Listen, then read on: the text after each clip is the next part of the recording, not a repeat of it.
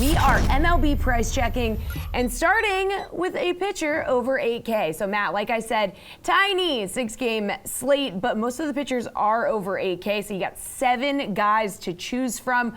Are you paying all the way up for Jordan Montgomery at 10K? I don't think so. I don't think he's out of play. So to me, this slate is a pretty interesting small slate where there's actually a lot of potential for leverage.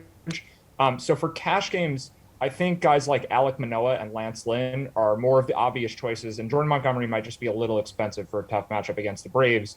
But for GPPs, I think Manoah and Lynn, with what their ownership is likely to be, they're not really that exciting because I think they're both flawed for the matchup. Lance Lynn is facing the Blue Jays, which is tough, and Manoah has just been kind of inconsistent. His matchup isn't great either. So I think my favorite guy for tournaments is actually Huascar Ynoa, who's facing the Yankees. And the main reason I like him is that I do think the Yankees will be the most popular offense on this slate.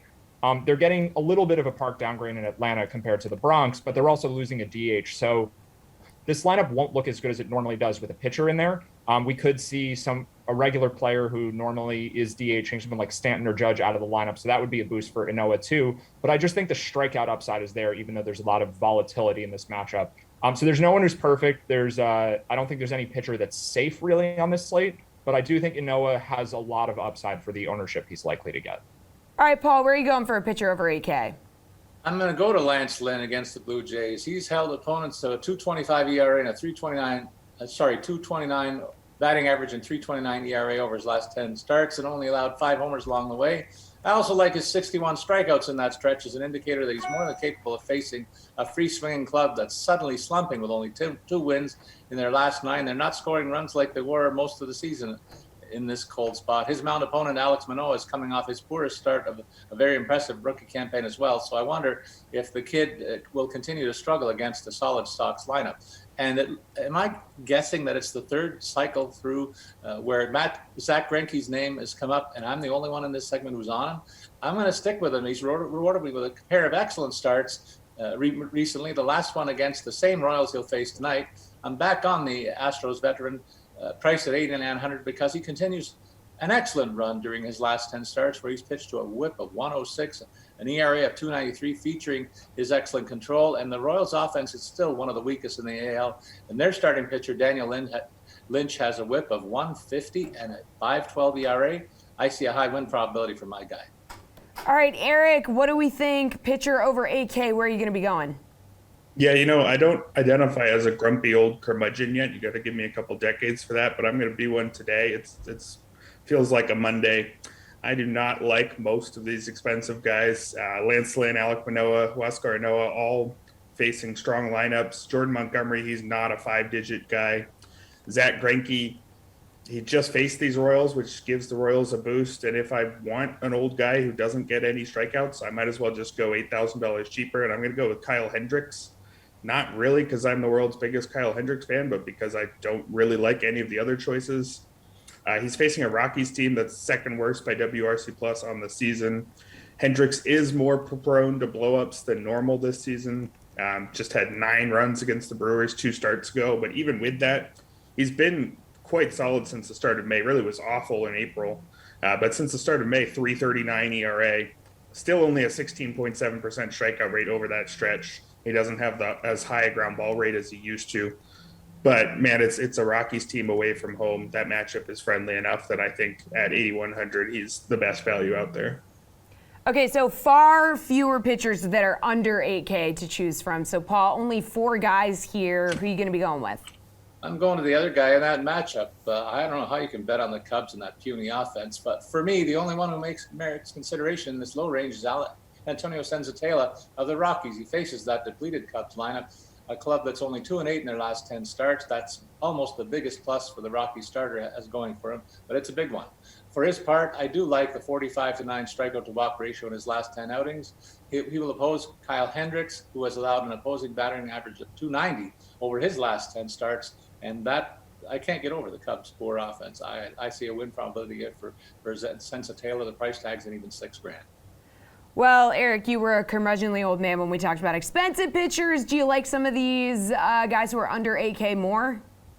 No, that's why they're under 8K. But I think Senzatella is the best guy in this section, which I guess could push you away from Hendricks. But I think, especially in cash games, maybe you just play them both. Figure you get one win out of your two guys. Senzatella at 6,000 is one of the best values out there.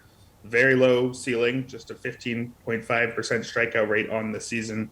But he's really actually been pretty good, at least by some of the metrics this season. 4.58 ERA doesn't look good, but for a Rocky, that's actually better than average. And his 372 FIP is actually quite good. If you look at his park adjusted FIP, that's FIP minus of 81. That's the same mark as guys like Chris Bassett, Julio Urias, and Aaron Nola. He really gets there just by not walking anybody and keeping the ball on the ground, which is basically the Kyle Hendricks model. I think you get the two of them against lineups that can't really do anything. I don't think you're going to see a lot of runs given up, and I think you're going to get the win out of one of the two. All right, Matt, where are you going for a pitcher who is going to be under 8K? I do think Senzatella is the right call, at least for cash games. Like, he's the safest of these choices, and the pitchers below 8K, well, there's not a lot of them, but none of them are really good either.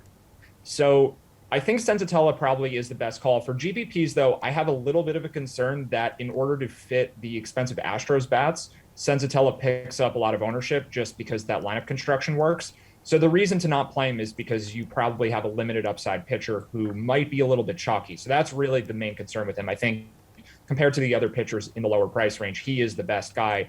But if you're looking for a pivot, I think Paul Blackburn, who's a little bit cheaper at 5,300, I think he makes some sense just because he can give you some of the length that a starting pitcher would give you. His matchup is decent. He's not very good and he's not a high strikeout guy, but in a home game against the Mariners, 5,300, if you're a mediocre pitcher, I still think that makes some sense.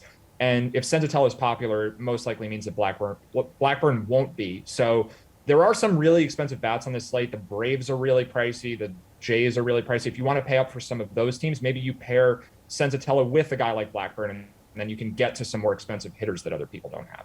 Yeah, let's talk about those expensive hitters. Let's talk about a pricey bat, Erik. So with 5 multi-hit performances in a row, Freddie Freeman's batting average now sits above 300 for the first time in 2021. He's the most expensive hitter on the slate, 6,100. Do you want to pay up for him? He is really good, but I don't think I want to go over 6,000 for a left-on-left matchup, even if it's a guy as good as Freddie Freeman. And Jordan Montgomery against him is a pretty good opponent. So I don't think it's great value. I don't think I'd completely rule it out. I think the better value among the more expensive guys is going to be Jose Altuve. Getting the platoon advantage against Daniel Lynch, who's just been below average across the board. 5.12 ERA looks more or less deserved. Not terrible in any area, but doesn't get a lot of strikeouts, walks a few too many guys, doesn't keep the ball on the ground all that well. And Altuve, for his part, is completely recovered from a bad 2020 season. It was quite bad, but he looks almost exactly like he did in 2019. His 15% strikeout rate is an exact match for his number from 2 years ago, down over 3.5 ticks from where it was last season. His 25 homers so far puts him on pace for a career high 33, which would be just, again, a near match for his 31 from 2019. He was only on pace for 14 last year. He's also been quite hot lately. 7 hits in his last 2 games and 4 multi-hit games over his last 7, hitting 412 over that stretch. So I think probably there's going to be a lot of people on a lot of the Astros, but I think with very good reason. All right, Matt, who's the guy over 5K that you like to go yard tonight?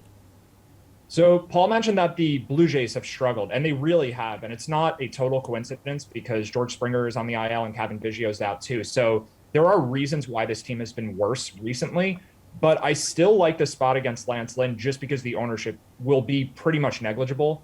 The Braves, in my mind, would have been the contrarian spot, but for whatever reason, the Braves just seem to always come in popular no matter what. Like, a lot of people are just going out of their way to squeeze these guys in at some really, really high price tags.